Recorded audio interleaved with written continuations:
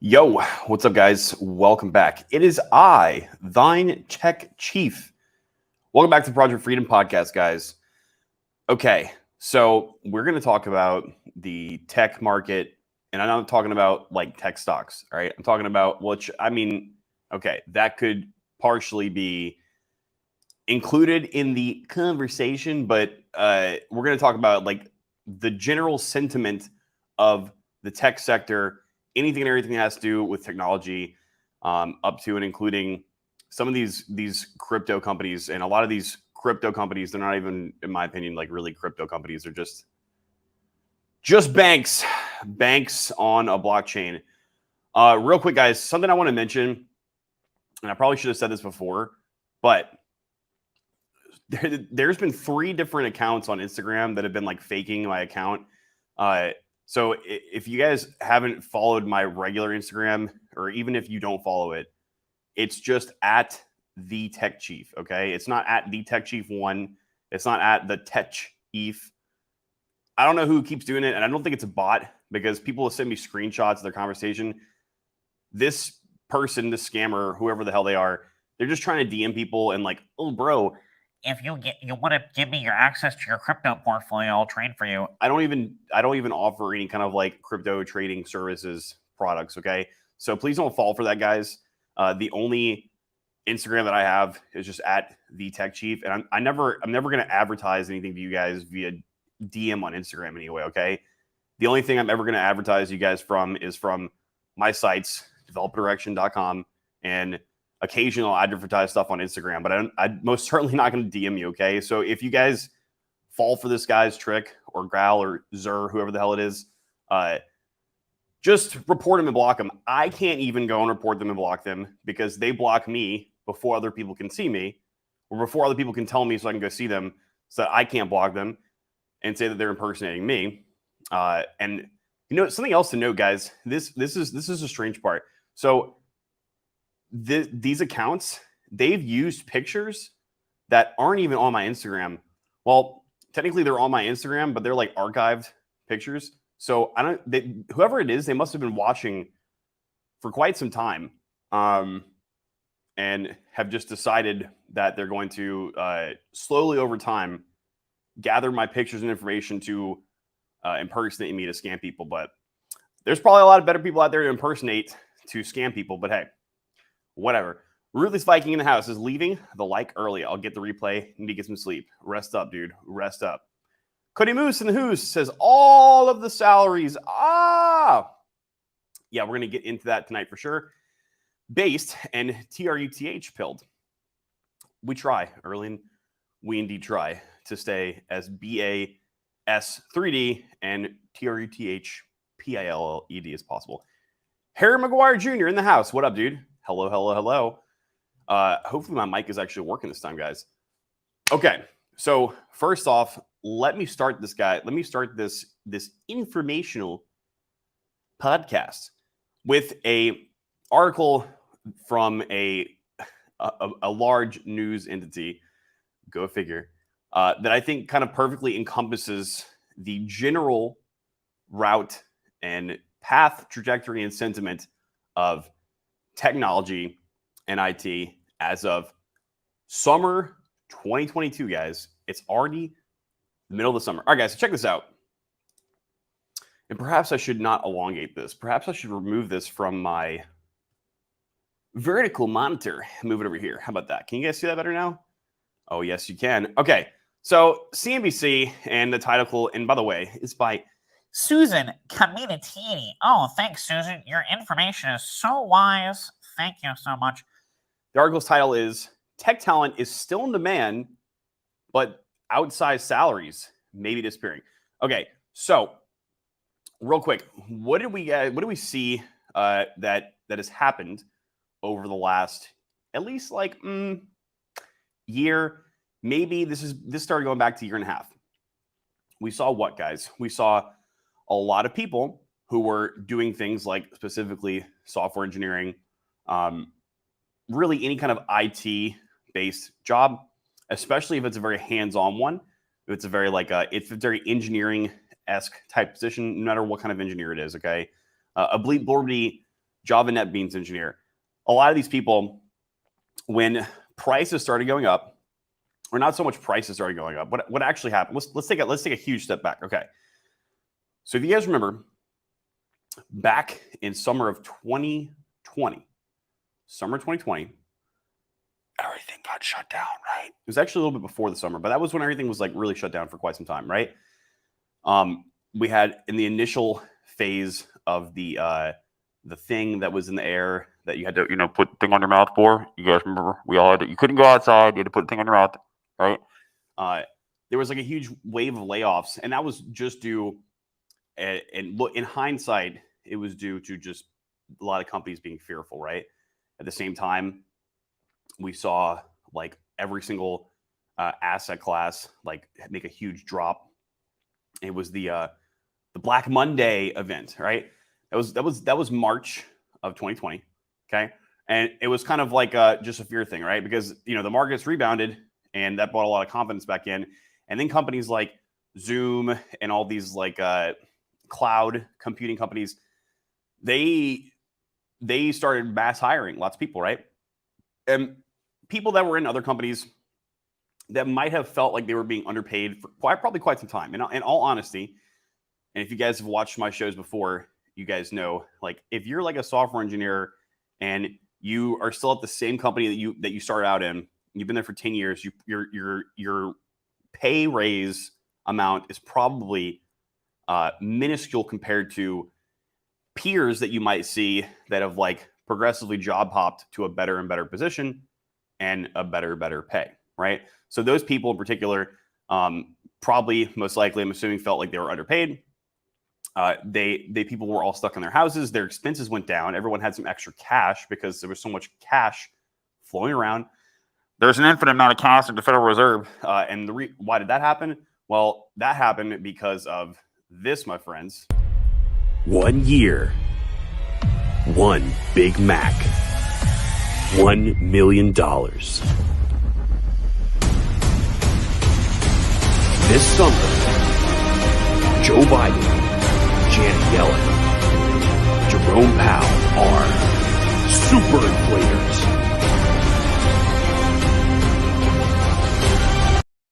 So the point of that is, like, there was a lot of extra cash in everybody's pockets, right?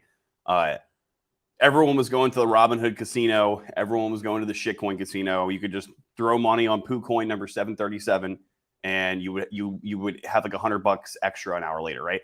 People were plumb full of cash, and a lot of people did the whole, well, I can just go do freelance work, or I can go work for a smaller company, and they're not going to like have any of these issues that the people felt like they had prior to their old companies, where they felt like they were mistreated and or underpaid and or had a terrible work-life balance. Okay. And so what did that do? That drew a lot of talented individuals, because and this is a personal opinion. Okay. This is a personal opinion. But just someone who has been in the tech sector for 10 years, my entire adult life, from what I've seen, usually, guys, the best engineers, the smartest people, they are sometimes the same people that end up not being the type of people to ask for a raise. Okay. They think that they're just gonna be able. Someday someone's gonna recognize them, and their boss and or their coworkers are just gonna not walk all over them or whatever, right? Which usually doesn't happen. And at the same time, they're the smartest people that I've worked with. Not all of them, okay, not all of them, but these people, they're like, well, I mean, life's good. So what if I'm only making like $100,000 a year? I've been doing this. I've been in this place for like 15 years. I got equity in the company, and blah, blah, blah, blah.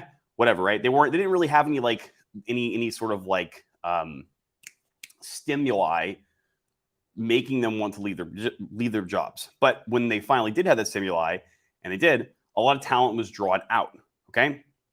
And there became a huge necessity for people with hard skills, like especially the engineers and the specifically too, like whatever kind of flavor of engineer that's specified for whatever these people wanted. There's not a lot of these people already as it is. Okay. And so when these people are making their own money and they're going better places, the talent pool gets dried up, right? So what did we see happen? And the point of all this, what did we see happen, my friends? What we saw was these companies, because they needed the talent and because they had so many people just leave and quit. First of all, they had extra cash in their pockets because they were paying less people, right? People left. Second of all, there was extra cash floating around in the entire economy, so they had double extra cash. Third of all, they had to compete with what they're calling, or what they called, the war on talent, okay? The war on talent after the Great Resignation, okay? So these salaries, they got fluffed up big league, right? Some of the boys in the DD gang, and the last couple of jobs they got were pretty good. So one of them right now is in the chat, is interviewing for a place, and the pay for it for a remote software engineer job is pretty good. That's not something you probably would have seen like 2 years ago, right? I won't name specifics, but Cody Moose News says, oh, you don't want to keep the higher salaries? Looks like I'll have to get multiple jobs at the same time. Yep, that's always the option, right? The old double dip, right? That was another thing that people started doing too.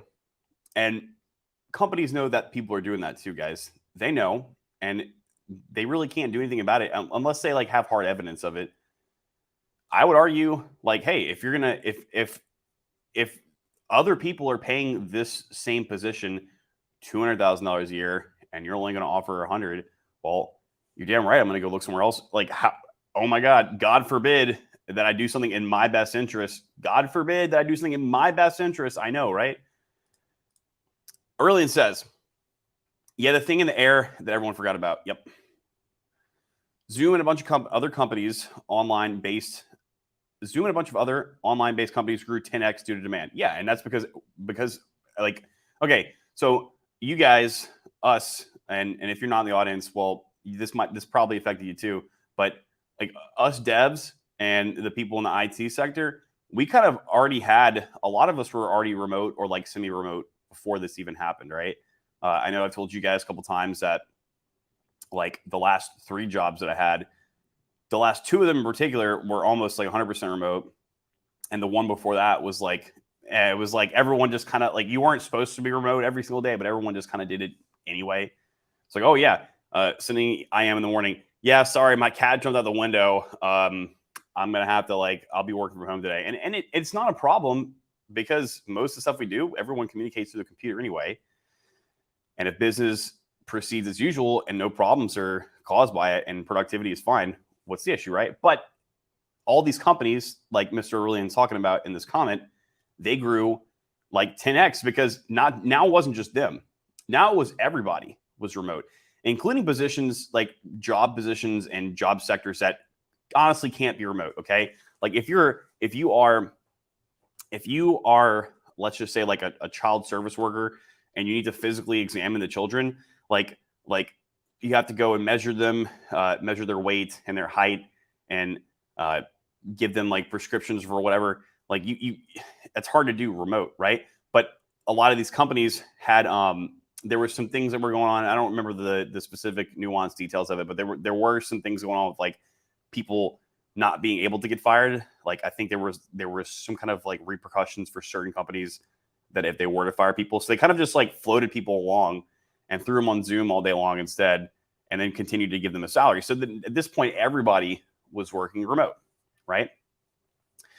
Harry Maguire Jr. says, every single person I've ever asked said, quote, job hopping is the way to go.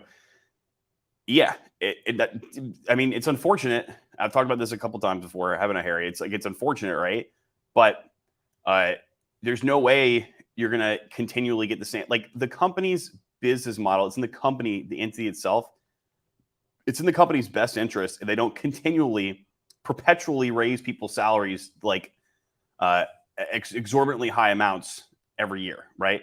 They might do that to the executives, which is kind of fucked up, but they're not going to do that. The best way that you're going to get more money, like let's just talk about like $20,000 raise.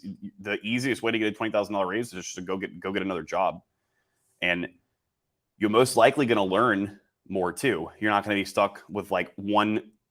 Let's just say you're a software engineer. You're not going to be stuck with one team, with one mentality, one tech stack, one way of writing code, one way of writing documentation. Like you're going to learn more too, I'd argue, right? Ideally, you could get that same type of like growth mentally and with your skill set staying at one company, but usually it's not the case. And I honestly, guys, in an ideal world, I would like to stay with one company for forever and ever and just like be cool with them. And like, yeah, I'm super proud of this company, but like, we know that's not how it works, right? The entity itself, it's not a living, breathing human being. It's an entity. So damn right, Harry. Where else can you get with a 40% raise? Yeah, very true. Very true. Cody Moose in the Who's. I know you know that. Specifically. So Cody Moose and Who's. Speaking of, I'm compiling a list today of all the people in DD who got jobs this year. All the people in DD that got jobs in 2022 so far, and with the amount of salary they got and the position and the title they're at. And you're in there, Cody Moose. You're in there and you deserve it, dude. Earlian says, yeah, company loyalty means nothing. If you stay, they only bump you up like 5% or something minuscule. 5%, dude. It's usually maybe like your first two. It's probably going to be 1% if I'm being quite honest with you, man. Harry asks, but what about the company, family, and loyalty? I mean, okay, so like that's not like this. That's well, as Aurelian says in this comment, yeah, that only existed for boomers. It did exist. There was a time when that was a thing, guys. There was a time when that was a thing, and like a company, like let's say you've been a loyal employee for 10 years, for a decade at this company, and in modern times, guys, you're dehumanized. You're just disposable human capital, human asset, right? You're a workhorse. And it doesn't really matter if even some executives, they're workhorse positions too. They're workhorses for the owners of the company. Okay. Even the executives that get paid exorbitantly high amounts, they're just human capital. Okay. And back in the day, you could have been there for 10 years. You could have been a really strong dude doing a lot of work. Maybe you built like a large part of the infrastructure of the company's like software systems or whatever. And one day, like all of your family members, like your house burns down, all your family members die in a fire, and then you're mentally fucked for like weeks at a time. Back in the day, your company would be there for you, and they'd be like, "Yeah, dude, you know what? Like, we know you don't have any PTO. Go home because like go visit, go take care of yourself, dude. Don't worry about any of that. Don't worry about any of this stuff over here. Like, you spent like 10 years here building this up, so like." We owe it to you and we're not going to fire you. But nowadays, if that were to happen, they would just be like, well, they would pretend, they would wear a mask, pretend like, oh, we're terribly sorry for your loss. But if you stop performing to the same extent, it would essentially just be a ticking clock. Forget company loyalty. Yep. Howdy, y'all. Alex in the house. What up, dude? Wade Emery in the house too. What up, dude? Honestly, work for yourself greater than work for a company. Yeah, it ebbs and flows, right? You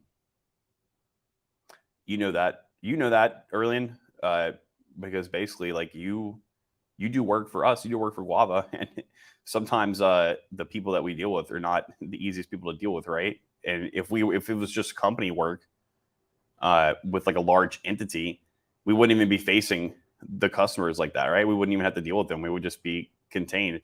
So, I mean, it has its benefits and drawbacks in both, but I would say in large, for the most part, people who value freedom, their freedom and their sovereignty and their work-to-life balance, and at least value like, and this might sound kind of stupid, guys, but this is important to me.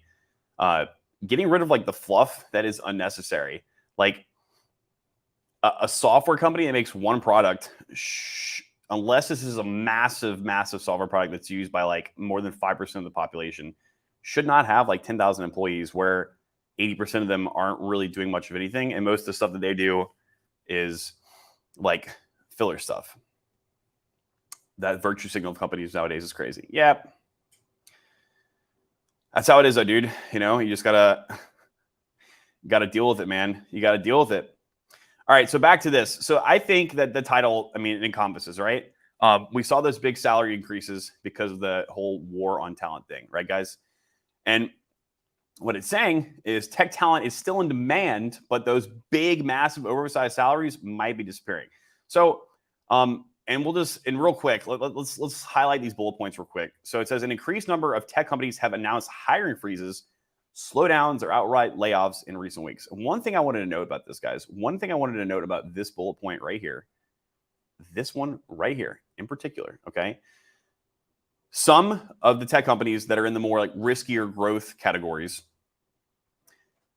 believed that they probably grew a little too much more.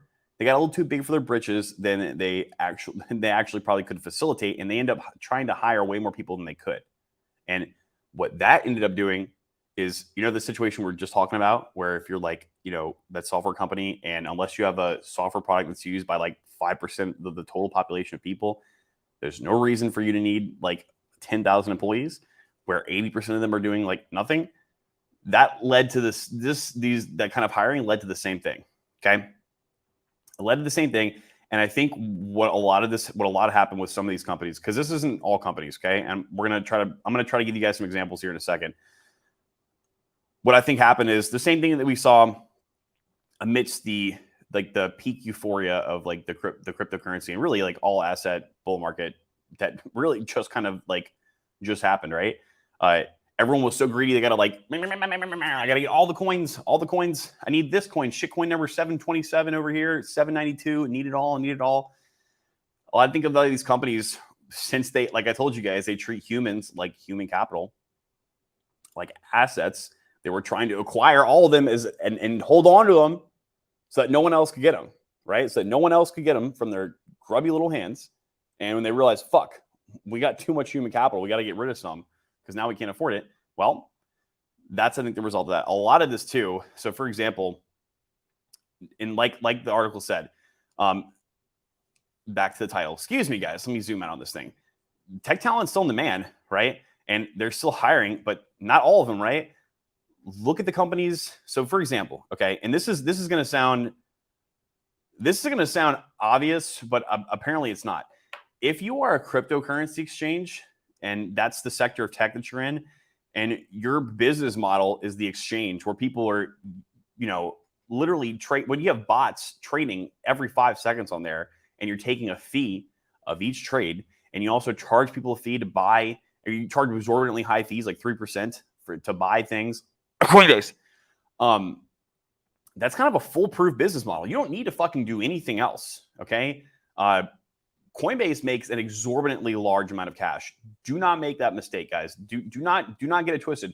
Coinbase makes plenty of cash. Now, you know why Coinbase is turning the knob the other way and trying to pull back and trying to withdraw all the hiring offers they gave out and the overhiring they did and having to undo some of that. It's because they weren't, their business model, their income, yes, they make an exorbitant amount of money from the exchange itself, right? And yes, it's pretty much hard to fuck that up. You have to go buy like 10 yachts a day for the top 10 employees to fuck that up, okay?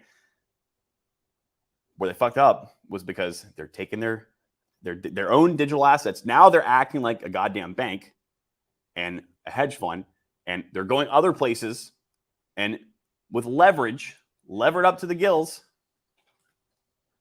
buying more digital assets to have on their balance sheet. And I don't know if this is true. I was listening to something on YouTube today.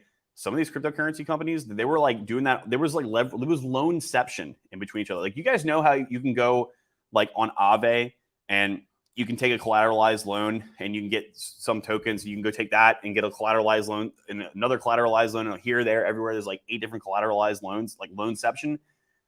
These companies are doing the same thing with each other. So I've heard, which I heard some of them were actually totally uncollateralized. I don't know how that's fucking possible. And at the same time, they're also utilizing these DeFi projects too. Okay. That's not a lie. That's the truth. We can see it. We can see it on like things like Etherscan. Like, you can plainly see it, right? I think that is where those companies fucked up.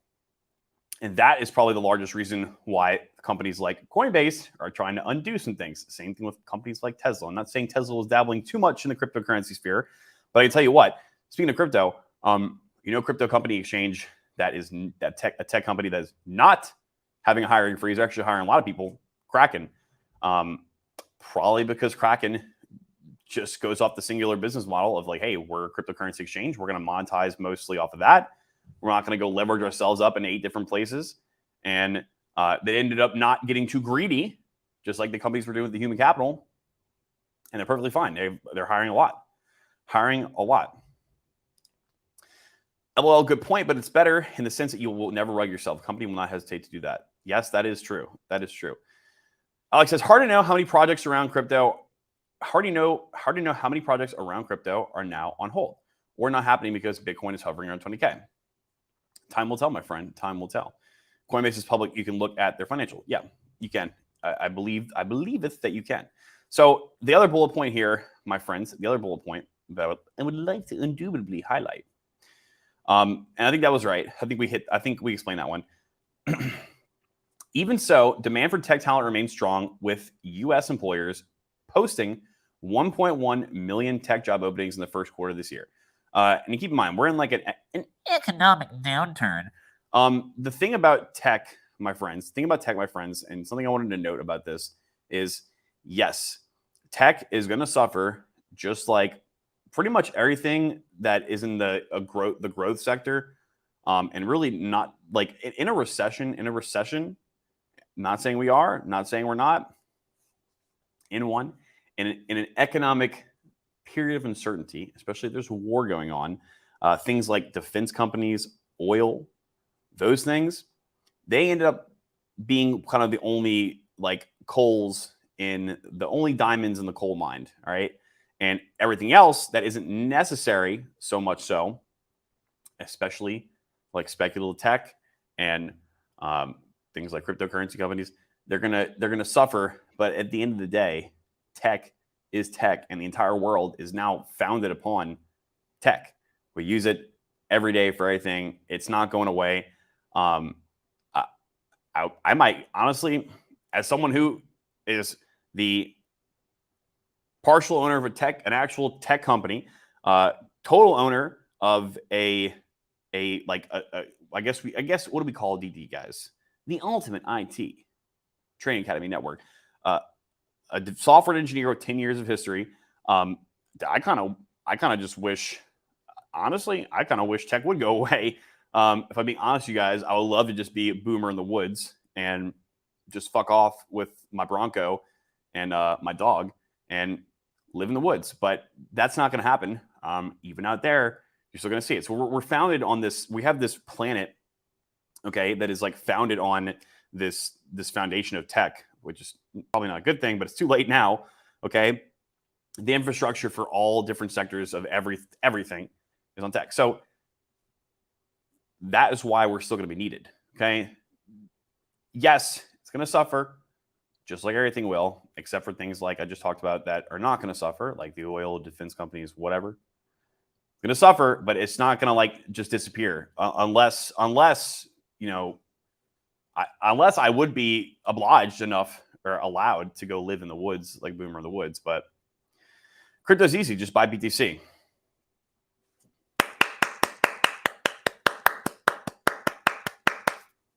I would agree with that. Economic transitory minor downturn. Yeah, whatever, dude. I don't. Everything that they've told us, guys, it's pretty much been the opposite, right? It's pretty much been the opposite, hasn't it? Harry Zikos in the house. What up, dude? Good to see you. Tech is going to be around, but non-profitable companies will disappear. Yeah, and that's part of that whole. Like when all the extra, we had the abundance floating around everywhere. There was things that were made that weren't very necessary, right? Non-profitable companies are definitely going to disappear if they continue to raise interest rates. And a lot like these quote unquote zombie companies. I know you know what I'm talking about, Harry. I know you know exactly what I'm talking about. These zombie companies with like multi-billion-dollar like market cap evaluations, but produce zero, and they're actually just in debt. Those need to go away. Goodbye. Sorry. Just be a guava farmer. Yes, that's the ideal goal. Except I have it on my techno silent yacht, and the yacht, the whole bow of the ship, it's just grass and sod, and it's just growing guava trees everywhere. That's what I want to do. Yes, back to the bayou, indeed. Yes, indeed. I am going back to the bayou this weekend, guys. Yeah, I know. I know. Okay, and then the last bullet point here. Experts expect to see less cash and more equity and compensation packages, especially from startups, as these companies look to conserve cash in a difficult economy. And there's nothing obtuse about this. All right, we've seen this plenty of times before. All right, and this is, I mean, okay. Let me tell you guys where this is a bad idea. If you're working for a startup company and they're literally nothing, and they're not doing anything great, different, or exceptional, and they potentially have bad leadership and a bad business model, and let's just say you need your bare minimum is $100,000 a year to be an engineer for these people, because like that's the bare minimum you need, because you've made over that for the last 5 years of your life as an engineer, and you have good talent, right? And you need that, and they're willing to maybe give you like $80,000 a year, but they're going to promise you what would essentially be worth like $500,000 a year worth of equity in that company. Seems like a good thing, right? It very well could be, right? The upside is a lot, but the downside, the chances of that company doing good, especially if they're not actually doing anything inventive, different, that could be a necessity, could possibly replace something that's not done good elsewhere, then that's probably not a bad idea, right? But a lot of companies, like if you go to FANG companies, and we got people in DD, so this week I can confirm, because I know more or less what some of these people are making. They'll get really good salaries. On top of that, they'll basically get like double their salary and like equity and stock in the company.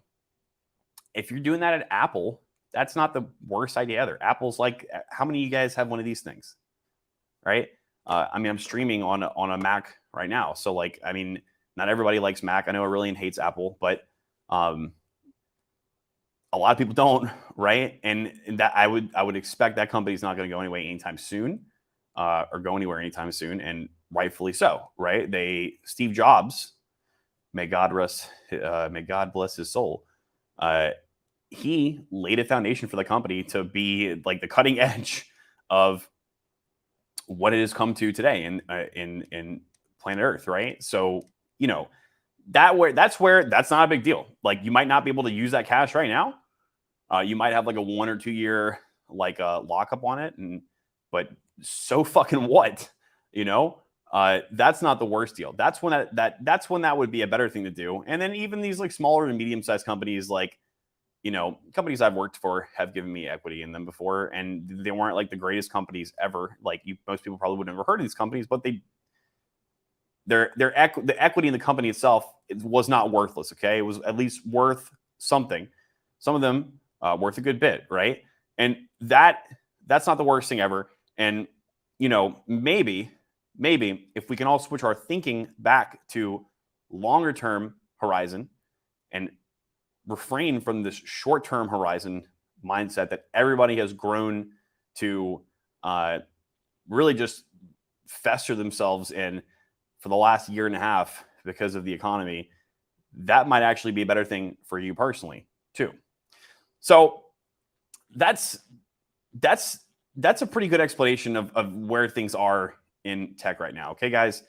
You know, I won't sit up here and be like, Oh, what did tech's never get blah, blah, blah, blah, I did this tech.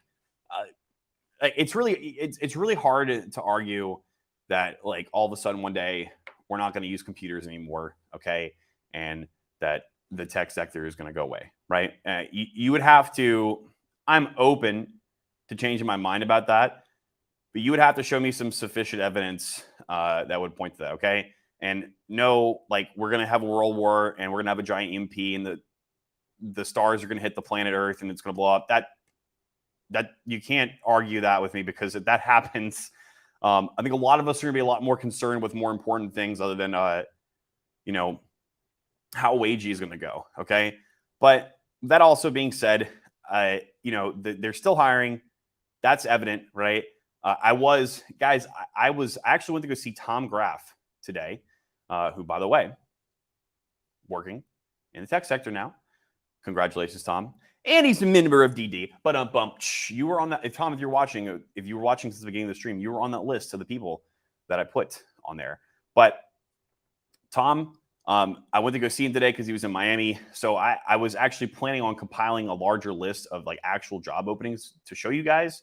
And a lot of these are actually Web3 companies. So believe it or not, a lot of Web3 companies are still continuing to hire right now, even in this downturn, right? Interesting. But there's a reason for that, okay? However, I don't think we're going to see, if you guys remember the stream that I showed you guys, the job postings about things like a smart contract developer for $900,000 a year. I don't think we're going to see a lot of people be able to afford that anymore, okay?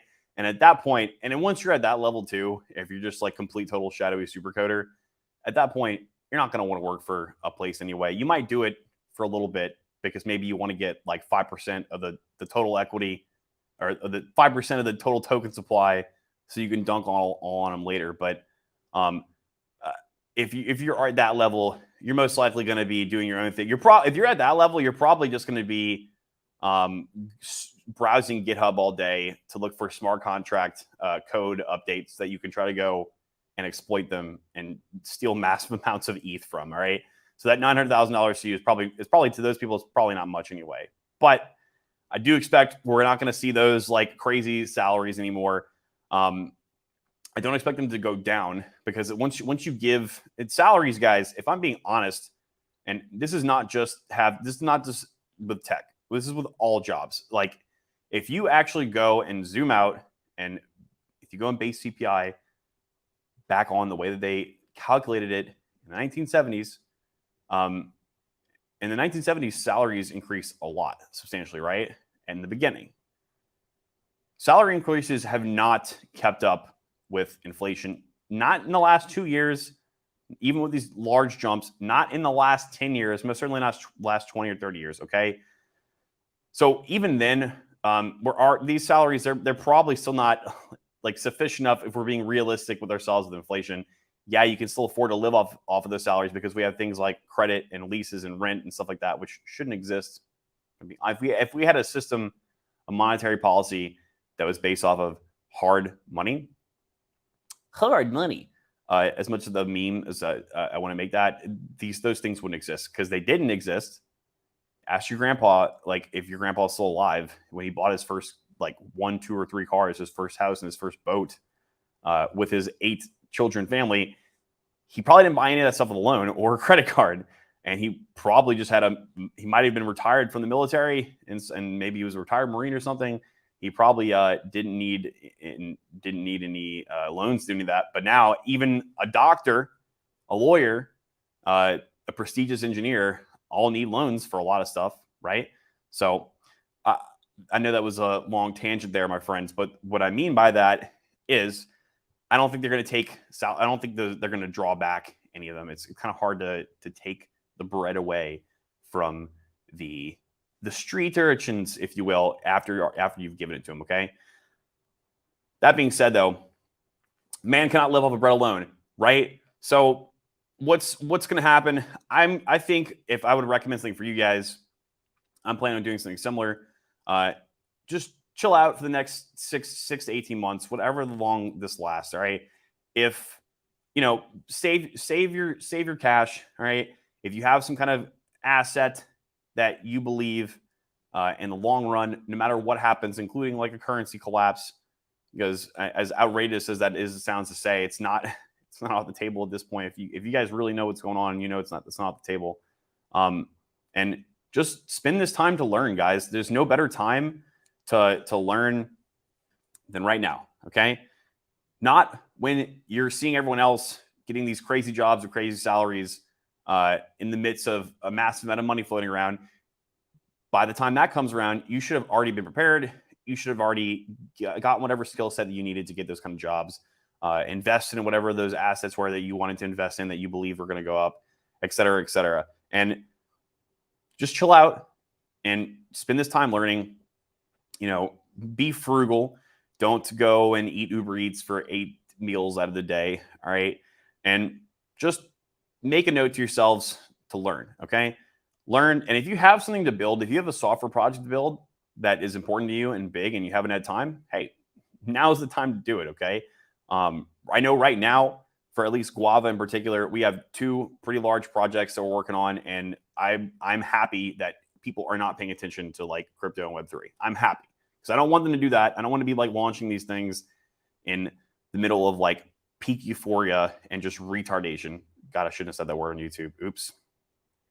Guys, smash the like button so they don't CENSOR me for saying the word with the R that I shouldn't have said. But yeah, that's what you guys need to do. And take it for what it's worth. Do the things now that require patience, that require longevity, that require work ethic. They're going to benefit you in the future in the same way that your boomer father would told you, son, if you just buy Apple stonks in the future, it'll all be good. Or you could move to a low tax jurisdiction. Yep. Everyone should move to a low tax jurisdiction anyway. Some of us live in states, Harry, that have basically zero income tax. So, but yeah, definitely if you're in some kind of like super high, I mean, or find some way to FAMUS a system that's legally, that you can legally do, right? Get a company, get an S Corp, get an LLC, and, you know, do what the government is literally incentivizing you to do to save on taxes. A bowl of stew says lending from homes has been around since the 1700s. Yes, it's been around, right? Since banks have been around, but every single person didn't need a loan to go and buy a home. That's the thing.